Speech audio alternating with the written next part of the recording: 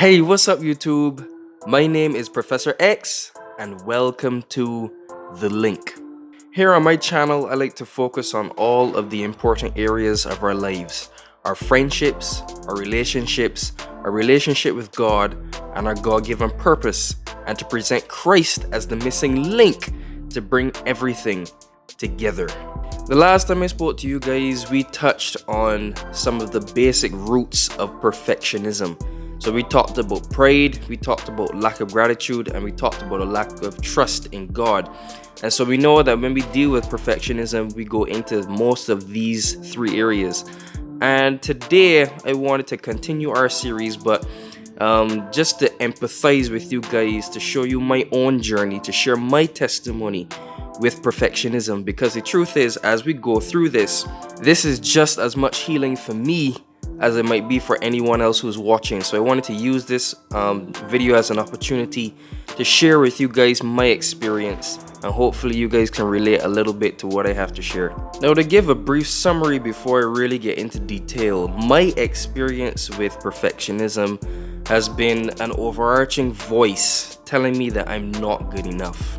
That no matter what I do, no matter how hard I try, there's something I could have done, there's more that I could have done, and there's more that I could have done better. So that has filtered its way into most of the areas of my life as I've grown up, in my golf, in my ministry, in my schoolwork, and all of those things. And when I think about where it started, I have to go back to my childhood. I was raised under a standard of excellence. My parents were doing very well in their jobs. They were entrepreneurs for most of their lives. And it taught me to have those qualities of discipline, those qualities of diligence. And in a lot of ways, it served me well. I became very diligent in most of the things I did everything to the best of my ability, became very focused, did well in school, did well in golf, did well in most of the things I went to do. So in a lot of ways, being around them helped me to understand excellence is what you should strive for. You know, living under a constant standard of excellence was not always easy for me. Since it was the standard, a lot of times it became normal. It was almost expected. So sometimes you got achievements and they weren't always celebrated because, well, that's what we saw coming, or, that's what we do. And when I would also have my mistakes, or, you fall short, in some cases, my parents were hard on me. And they are pretty no-nonsense people. So they pushed for a standard and they wanted me to see the value in that standard as well. So even though my parents have always wanted to encourage me to be the best that I can be, and they did a wonderful job in doing it, there were a lot of actions, a lot of things that I misinterpreted as a child. And so I grew up thinking that I needed to fit this mold. I needed to be perfect all the time. Even though that was not what the reality was, that's what I carried in my heart. And it followed me into the other areas of my life and turned into true perfectionism. So one of the first areas that this perfectionism affected was my golf. And that's because golf has been one of the earliest passions of mine. I've been playing it since I was 4 years old. But I found that at some point I got to the place where I was nitpicking all of my mistakes on the golf course. Sometimes when I practice, I would practice for a couple hours, 4 hours, 3 hours, whatever the case is. Now, logically speaking, if you practice something for that long, no matter what it is, you are sure to have done something productive. But in my mind, I would practice golf for 4 hours and leave the golf course feeling like I did nothing, because all I could focus on were the shots I hit badly, were the things that had me nervous, were the things that had me afraid. And I would enter into golf tournaments scared, because in a game like golf, mistakes will come. But with the perfectionism mindset, I didn't want mistakes. So a part of me knowing mistakes would come, it made me anxious to enter into tournaments, right? I wanted perfect golf. But especially with a game where you're literally fighting against nature. There are many things that are out of your control, and so it made me miserable with my golf game. At some points, I didn't enjoy it. I didn't want to play. I didn't want to practice. No matter what was going on, no matter how much I wanted to want to play, if that makes sense, the perfectionism was eating away at me. Another area that this affected a lot was my schoolwork. Now, for the most part, I've had good grades.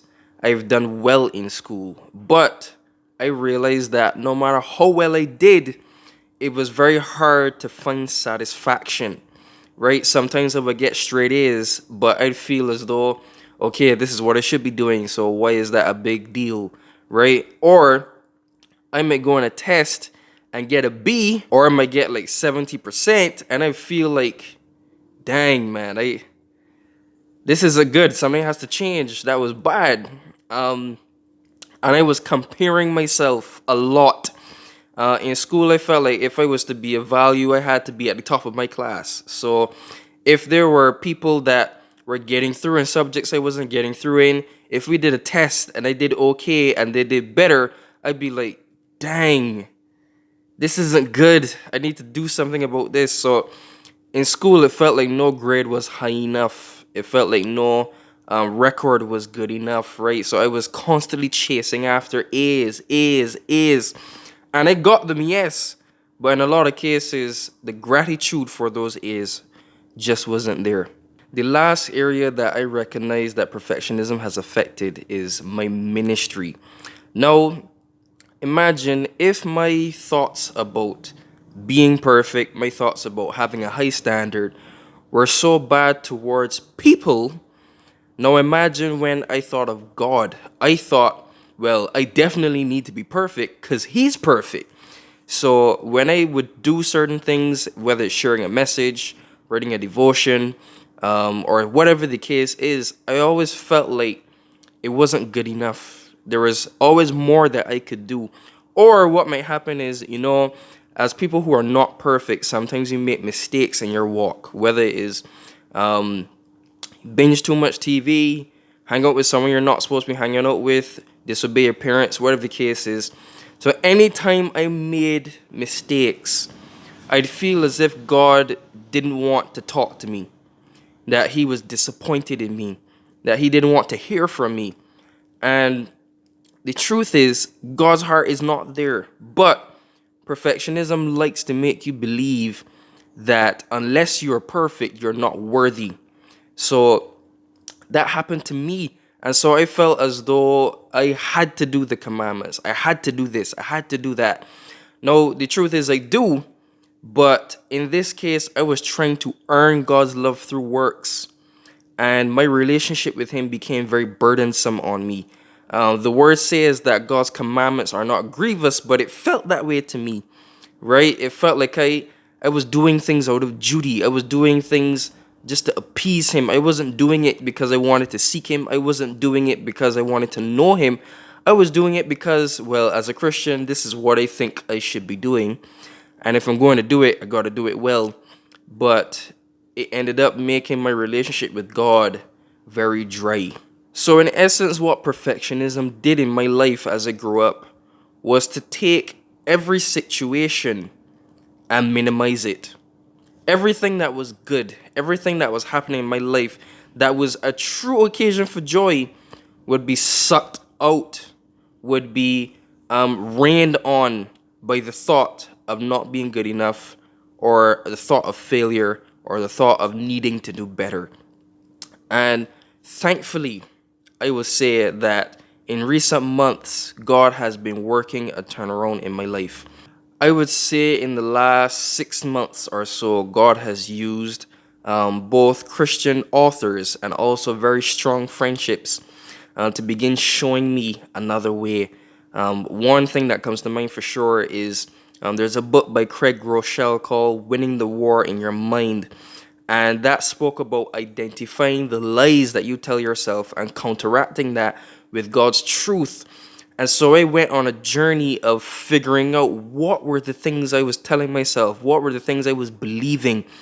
And as I uncovered some of those lies and put God's truth in it, it started to show me God's heart on certain things, where what I thought was wrong, what I thought was out of proportion, and that there was hope for me in a positive light.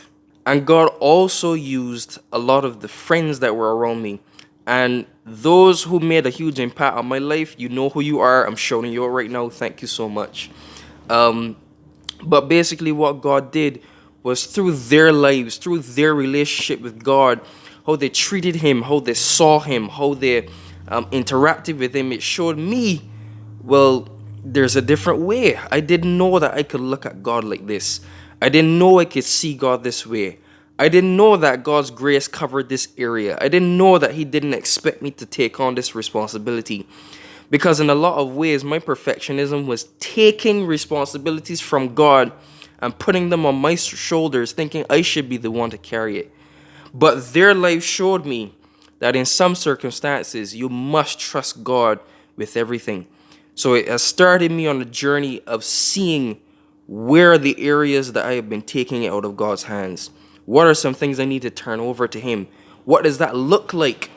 And it's really been a period of self-awareness for me. I've actually recently decided to begin seeking counseling for this, because even as I went through my period of self-awareness and started to identify the lies and started to identify the truth, I realized that there were some areas that I just could not tackle on my own.